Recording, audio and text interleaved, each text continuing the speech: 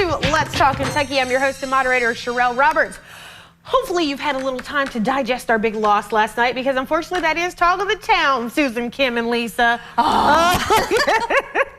Oh man, oh man, oh man. So it was literally a stunning upset as Kentucky suffered this first round exit against the Oakland Golden Grizzlies, and literally nobody saw this coming because we were a 3 seed. They were like a 14. Yeah, like what? Oh yeah, we lost. So here's what happened. We went 9 of 28 for the 3-point line. So 28% from behind the arc. Antonio Reeves, he did lead the way with 27 points.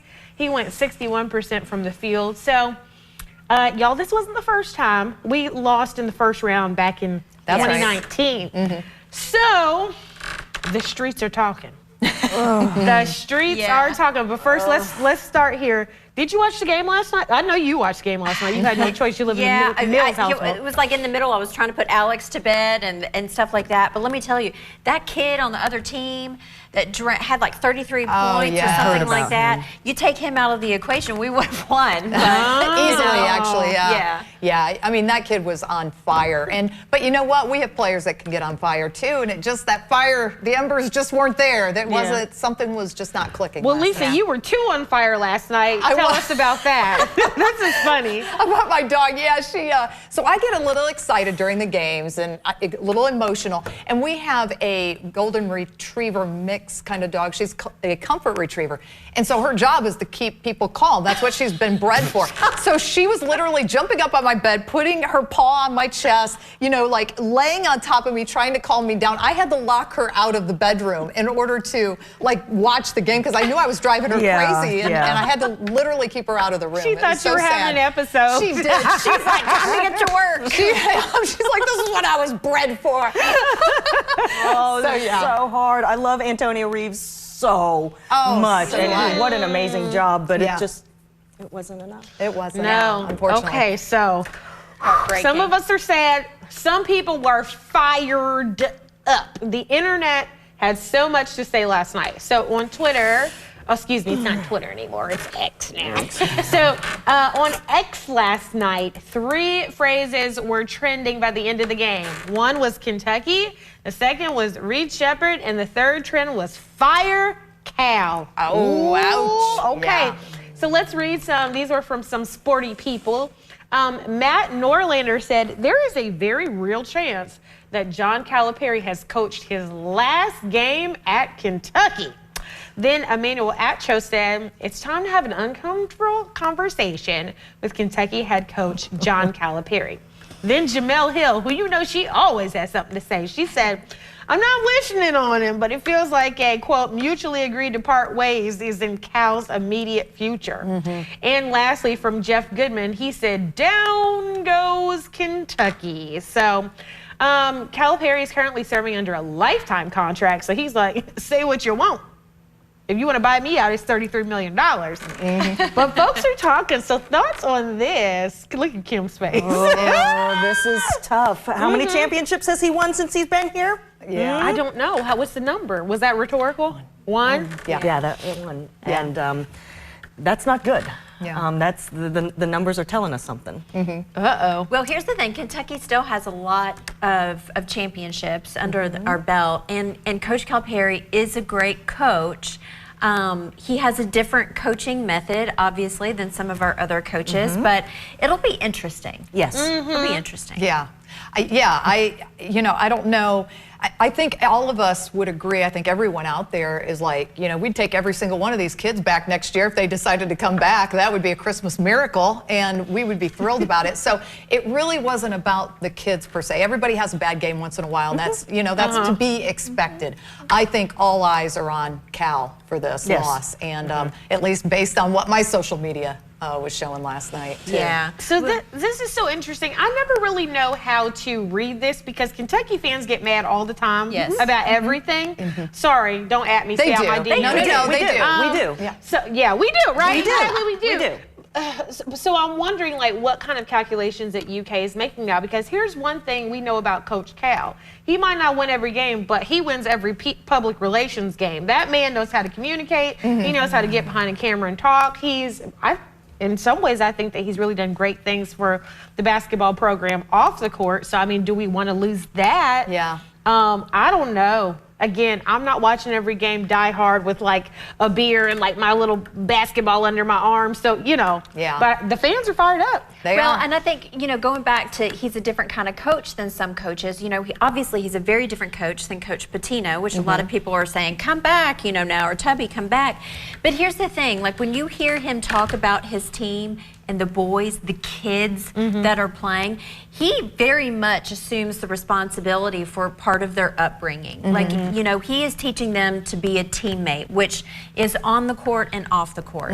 And he does very much respect the kids and wants their respect too. So it's not just about winning the game for him. Woo! Well, I know we won't be the last ones to talk about it. So if you're a little fired up, if you're yelling at the TV right now, if you're a little bit sweaty like I am, we got a little good story to talk about before we go to the break. So World Down Syndrome Day was this week, and a little boy named Lincoln who has Down syndrome got a special gift. He got a specially made bicycle that was made for him by the Train Company, and his mom was like, I don't know if he's going to really enjoy it or if he's going to be into it, and they said he hopped on it and immediately started riding right away. So congratulations to Lincoln, and thanks to the folks at Train That's for awesome. doing that. Yeah. Yeah. Okay. Well, Yes. So hopefully that makes you feel a little bit better. We're going into the commercial break. When we come back, one superstar says having kids killed her career, and others are chiming in. Let's talk about it. Hey everybody, welcome back to Let's Talk Kentucky. It's time for the Countdown Conversation. This is the part of the show where we discuss as many topics as we can in 6 minutes, and like 2 seconds before the break, we got another one. So we're definitely going to be talking about Fabio sometime soon. But first up, let's talk about Ozempic Baby. So women are getting pregnant in most cases unintentionally while taking weight loss medications or diabetes medications like Ozempic and Mounjaro. So this is despite them being on birth control or dealing with years of fertility issues. People are on the internet like, yeah, look at my Ozempic baby, look at my Ozempic baby. And it's becoming a whole thing that I don't think we expected this, Kim. What a surprise. What a surprise.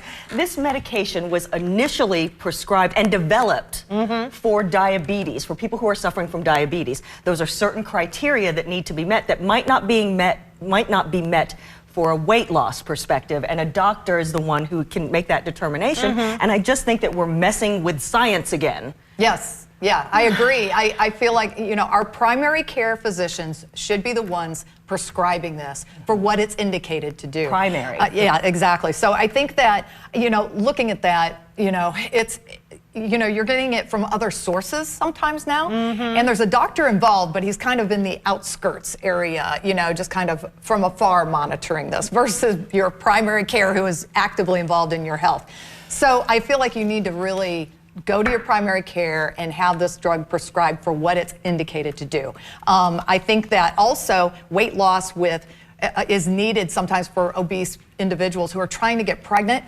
So if they weren't on birth control, the weight loss itself could potentially cause them to get pregnant. Now, is there an interaction with their pregnancy, with their birth control medication? They're going to have to do studies to really determine that. Yeah, that was the point that Susan was making. That's true. Yeah, there are many medications that can alter the effectiveness of the birth control pill. So you do have to watch out for that. But this raises an interesting point, I think. Like, is that how some medications have multiple uses, right? So now some diabetes and weight loss. What about infertility? Right. I don't know. Yeah, there could be something new here. There could but be. I think we wanted to find that out in the lab and not by accident. Because accidental babies, not the best thing. And that leads us into our next topic, career killer. So there is a Hollywood actress who said that basically having a baby killed her career. She said this in an interview, and now other women on the internet are chiming in being like, absolutely, my baby totally killed my career. And there are other people who are like, oh my God, how could you say that? And she's like, I love my kids, but they did. And you know, I think about it, I'm super, super busy, and if I was not able to put my kid in a cage and leave or put her in daycare, she's a fur baby, she's a dog. Y'all. Don't freak out. If I wasn't able to do that, I would be in trouble too. But Lisa, what do you say? Are kids a career killer? Well, I have kids, and I definitely know that they are not a career killer. But I made choices in my life. I've had multiple careers, so I've had to make a choice in certain careers in order to spend more time with them. With that being said, I think that it depends on what you're known for, and especially in the celebrity world. Are you known for your acting skills, or are you known for your physical appearance? If you're known for your physical appearance after you have kids, your body is going to change. You are going to look different. But women, we're used to this. We all age in our careers, you know, in acting and in theater and in film. We've seen them tank. And so, you know, but I think in career purposes, I think we determine our career, and we can make the determination whether we're going to sacrifice time for our kids and stay at home, or if we're going to continue to push for our career. Sure. Kim, It's where are very you on interesting. We've talked about Hollywood actors, and I think there are actors all over the country. Sometimes when people get together and they're both in the same industry, let's say acting, and the female gets pregnant, has children, I have seen it firsthand where that woman doesn't work for 15 years, steps off the stage for 15 years because she's the one at home taking care, while the man is able to go out because of traditional gender roles sometimes. And that, you know, you can love your children, but let's be honest, sometimes it changes your life. Yep. It does. But I don't think it's necessarily the career's fault or the child's fault or anybody. I really do think that this has to be a conversation, like before you get into a relationship with someone and you start talking about family, unless you have an Ozempic baby. But it's like, you know, there are choices that you have to make. And here's the thing, like Cameron and I have very, very busy schedules. Sometimes he has to work late, sometimes I have to work late, and it's a 50-50 like relationship where it's like if he has to be at home with Alex and helping take care of him, then that's what he does, you know? And that's what I do. Cameron and I have been ships passing in the night this week. Right. But we've been teammates, so to speak. Yeah. Okay, then last up, OnlyFans. So you may remember the Missouri teacher who resigned after the administrators at her school found out that she had an OnlyFans, which is an adult website where you can get subscriptions to do things for folks. And so she got a new job because she knows supplement her income. She made like $50,000 a year as a teacher. She made $1 million on OnlyFans, but I guess she wants to have another job. So she got a job as a healthcare customer service, and they fired her too after like 5 days. And I'm like, oh my gosh, Susan. So the moral of the story is everyone has a digital footprint now. Everyone. And so what you put out there is going to remain out there forever. So be careful. Kim. And that goes for the companies too. They could have avoided this whole thing by checking out her references, just doing a Google search. That's all it took. And they fully admitted that they didn't even do that. I mean, that's on them. Lisa? Yeah. Well, she should have disclosed it too during the interview, why she was fired, released from her previous job. But also, I think she made choices in her life. She has to live with it. She's got to live with it. buddy. I know that's one people are going to be talking about for a while too. Yeah. Okay, everybody, stay with us. Coming up after the break, we're going to tell you what a group of leaders in Lexington is doing to make everything corporate just a little bit more caring.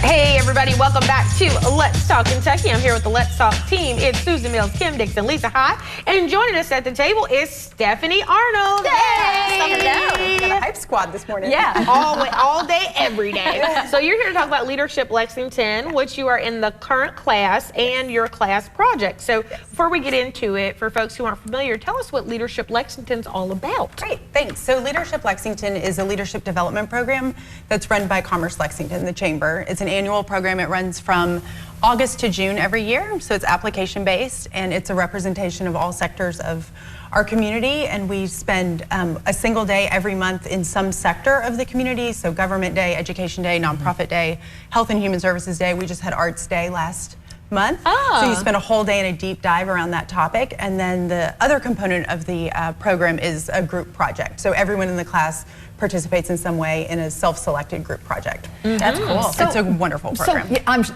you know, you guys are known for this too. Your Bluegrass Corporate Cares Connection is your team's project. Yes. Let's talk about that project. Okay, so I am fortunate to be in this class, and our group project, there's 12 of us working to build a website to connect companies in town who want to serve nonprofits as part of their employee engagement program. Nice. So Very yes, nice. it's really exciting. It's actually, you all probably know, we have a really engaged corporate community, very generous, a lot of good programs out there where companies are trying to get their employees engaged with volunteer service, and we have these wonderful nonprofits who serve our community. We're trying to match make it and simplify the process of connecting Very nice. those two opportunities. That is something that is so needed.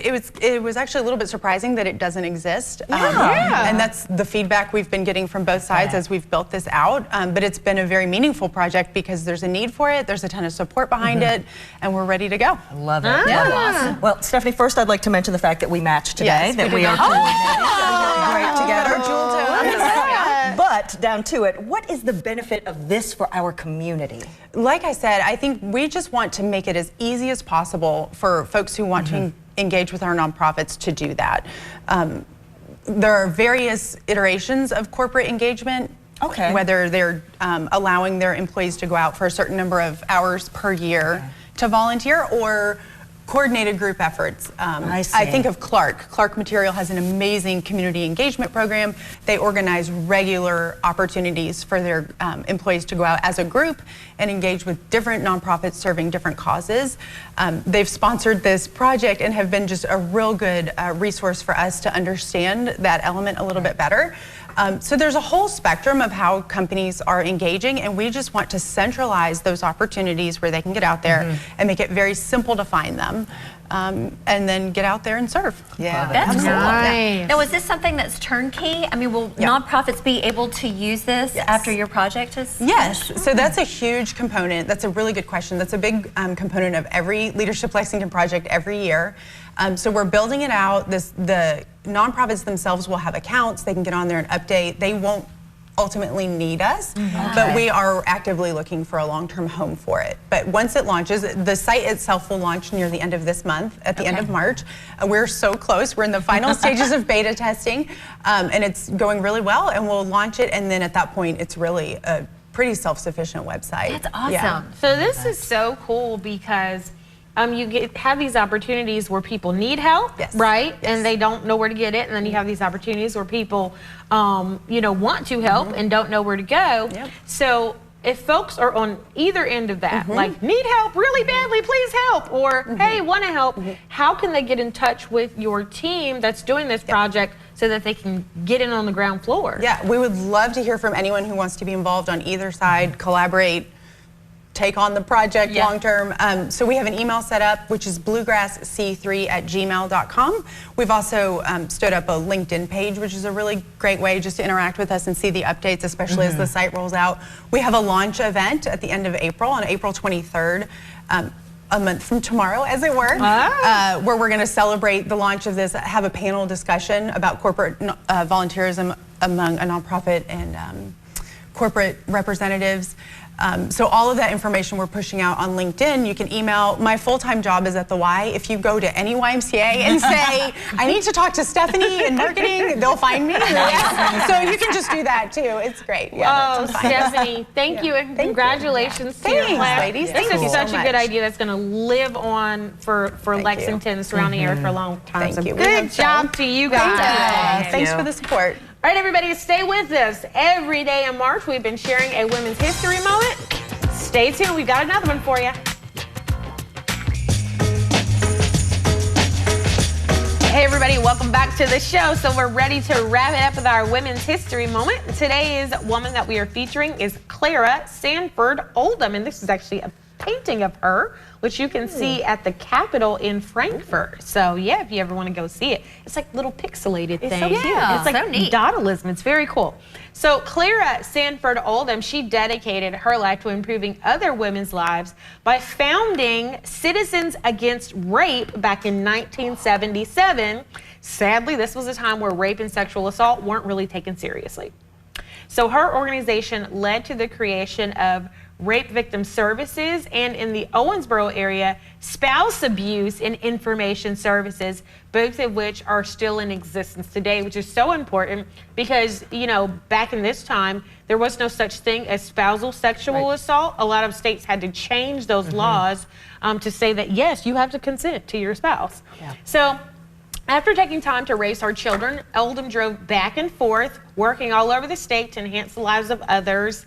And her work really focused heavily on the passage of the Equal Rights Amendment, which we know did not pass, the Equal Rights Amendment to the Constitution, even though so many women worked on it. Countless women responded to her mentoring as she encouraged education and career development for women at every opportunity. As a result, an award in her name was established at Girls Inc., a local agency dedicated to serving girls who are, quote, smart, strong, and bold. Clara Stanford Oldham, thank you for that amazing work, which continues today. Yes. There are still people who want to try to get the Equal Rights Amendment ratified. Yeah. So be a Clara. Be a Clara. Yeah. That's awesome. What an incredible woman that recognized problems in our society that were affecting women and made change. Yeah, and you think those problems were from many, many years ago. This was the 70s. It's not that long ago. We were around back then. Yes, I we was were. around back then. That's right. Yes, we were. Yeah. Well, everybody, thanks so much for tuning in. Listen, cheer yourself up today. Maybe our team didn't win, but listen, you're still awesome. Okay, we'll see you on Monday.